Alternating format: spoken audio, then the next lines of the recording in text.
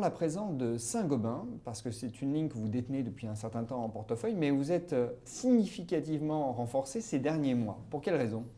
Alors c'est une ligne effectivement Saint-Gobain qui est en général très volatile et parfois elle a eu dans le passé des chutes ou des départs fulgurants, souvent très en avance de cycle. Et on a commencé une ligne l'été dernier où le titre était vraiment d'intéresser personne, était pas cher. On sait que c'est une valeur qui est cyclique. On sait que c'est une valeur qui dépend beaucoup de l'évolution de l'habitat, en particulier en Europe, mais aussi aux États-Unis et dans les pays émergents. Et ça nous a paru un bon point d'entrée. Et c'est vrai que quand la zone euro s'est réveillée, grâce au quantitative easing, grâce à la baisse des taux, les perspectives de l'habitat en Europe se sont montrées éventuellement plus souriantes après 7 années de déprime. Il faut bien voir que le nombre de constructions de logements en Europe a atteint un pic en 2007 et qu'aujourd'hui on est 30 ou 40% en dessous de ce pic. Ça s'est effondré dans certains pays comme l'Espagne. En France, ça a baissé sans vraiment s'effondrer, mais c'est un niveau qui a un étiage qui est plutôt bas.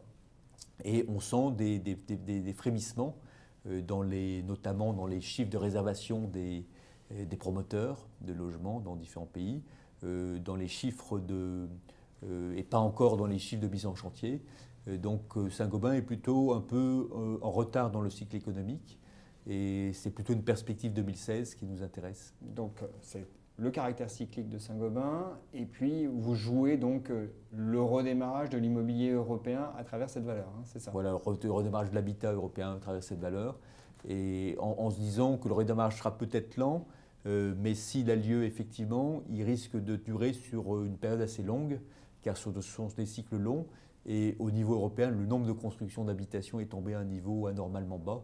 Donc un jour, ça changera.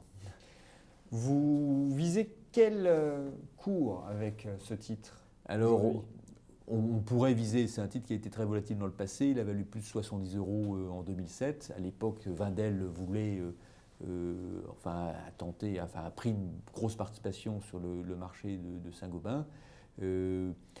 La société, en fait, n'a pas démérité ces dernières années, mais les aléas étaient plutôt contre elle. Et on pourrait viser un cours de 50 €, ce ne serait pas quelque chose d'aberrant. Ça ferait 14 fois un price earning 2016, un résultat qui serait cette fois, on espère, bien portant et qui permettrait d'envisager des années 2017-2018 plus tranquilles et sereines que les années passées.